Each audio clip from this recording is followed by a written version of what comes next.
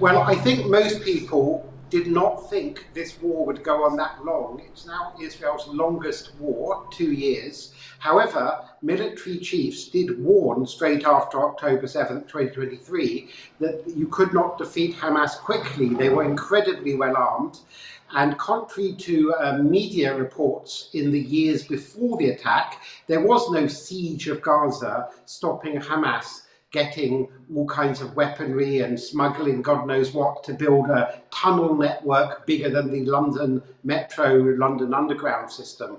So, obviously it's a solemn day. This was the worst attack in Israel's history. It's not just the numbers, it's the number of rapes, it's the fact so many babies and children were murdered in front of their parents, it's the kidnapping also of babies and great-grandparents, not just grandparents. Some of those babies, like Kfir Bibas, were battered to death by Hamas. So it's the sheer barbarism of the attack that is still leaving people very, very, shocked and shell-shocked in Israel. Now, the talks in Egypt focus on staged ceasefire and hostage exchanges. First of all, let me explain. It's not a hostage exchange. Hamas are holding innocent people they kidnapped. Israel has got convicted murderers and rapists that Hamas want out. And there's no doubt that they're murderers because they boasted about it and taken responsibility. So Israel is being asked to release absolutely hardened terrorists, some of the worst terrorists ever in Israel's history, in turn for innocent people. In spite of that, most of the Israeli public supports such an exchange, but I think that it plays into terrorists' hands and it rewards terrorism, and it's not a good thing that Israel is being asked to release so many convicted terrorists for innocent people.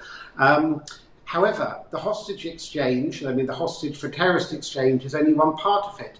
Trump seems to have gone back on what he had promised in the White House about a week ago, which was a quick deal in which Hamas would also step down as the governing power in Gaza and disarm.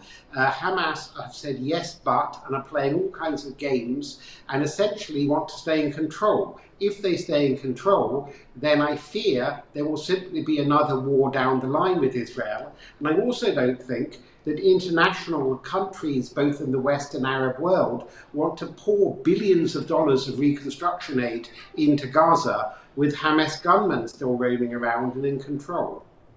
Again, this is largely propaganda by Hamas that there isn't enough aid. There is plenty of aid in Gaza, plenty of food. They've sold a lie to the world that there's a mass starvation.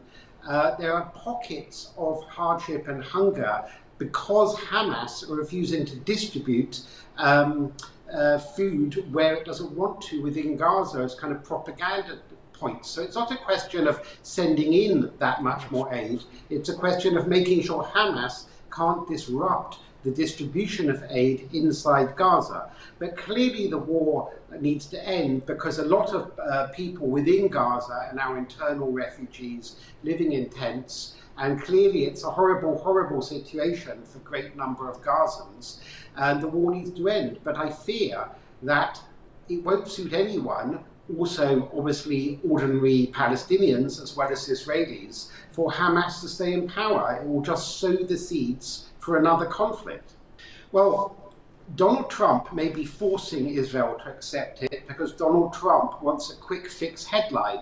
But contrary to what he said in one of his social media posts a couple of days ago, this is not going to lead to 3,000 years of peace, I think he said. It won't even lead to maybe 2 or 3 years of peace. You cannot leave Hamas in control if you want peace. That is the number one lesson of October 7th attacks, because there was a lot of financial help and aid in Gaza prior to October 7th, but Hamas are an ideological organization that believes in jihad more than in state building. So they can't be bought off any more than ISIS can be bought off. You can't have an ISIS state living next door to another state and expect peace. It's just not doable. Hamas have to be replaced by a Palestinian-run government that wants peace, and that is not Hamas. It can succeed if Donald Trump will stick to his quite good plan, his 20 points he revealed a week ago. But it seems like he may be walking back on them because Hamas have not accepted them, and Hamas are going to partially accept them in a way that doesn't really bring peace. It brings a very quick fix solution rather than actually removing Hamas and being able to move forward. I mean, you can't half win wars. Either Hamas surrender or not. And by the way, you're showing on screen now pro-Hamas, I would say, not just pro-Palestinian demonstrations of the kind we're seeing around the world. This gives Hamas hope. Hamas can't beat Israel militarily, but it can use its supporters in Western cities to put pressure on Western governments, to put pressure on Israel, to in effect actually surrender in a way. Yes, Israel may get most or all of its hostages back, and that's fantastic. Yes, there'll be a cessation of hostilities in the short term, and that's also wonderful. But what is the point in 2 years of devastating war if we can't now build a better Gaza and a Palestinian and Israeli peace afterwards, and we can't build it with Hamas in power? It's not about a democracy like Israel. Democracies react to peace offers. So, in the past, hardline Israeli governments made peace with Egypt, United Arab Emirates, Bahrain, Morocco, because there was genuine peace on the table. You can't have peace with an organization like Hamas, which is an ideological organization. It's not an organization that can be bought off with promises of a two-state solution or lots of financial aid. Well, it's been set back enormously by the last 2 years because Gaza, in essence, was part of the Palestinian state before 2 years ago when Hamas controlled it. There were no Israelis there, apart from some who were being held hostage. There were no Israelis living there, no IDF troops. It was actually prospering economically, even compared to neighboring Egypt. So, Israel's a very small country. It's not that most Israelis don't want to live in peace and potentially two states, but they don't want to create a state a few miles away from Jerusalem and Tel Aviv, which will be used as a launching pad for mass attack. And even today, 2 years later, in the last hour, there have been 4 missiles shot at Israel by the Houthis in Yemen.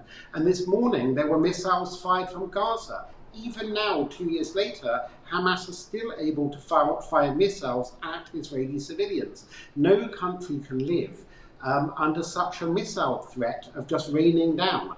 So yes, two states possible, but only when you have parties on both sides that want two states. And it's, as there are people in Israel who reject the principle of two states, but very generally, successive Israeli governments over the decades have agreed to two states in 1947, 48, 67, and 2001 and 2008. And the Palestinians, instead of pragmatically compromising, have been told by their Western supporters, hold out for maximalist demand. There are 130 peoples in the world that want a state who don't have it. If, for example, the people of Tibet or, Baluchis were offered 98% of what they want, I think they'd say yes. And the Palestinians have been offered 98% with 2% land swaps, and they were encouraged by people in the West to reject that. And, we're never going to get an end to this conflict till people stop giving false hope to Palestinian rejectionists.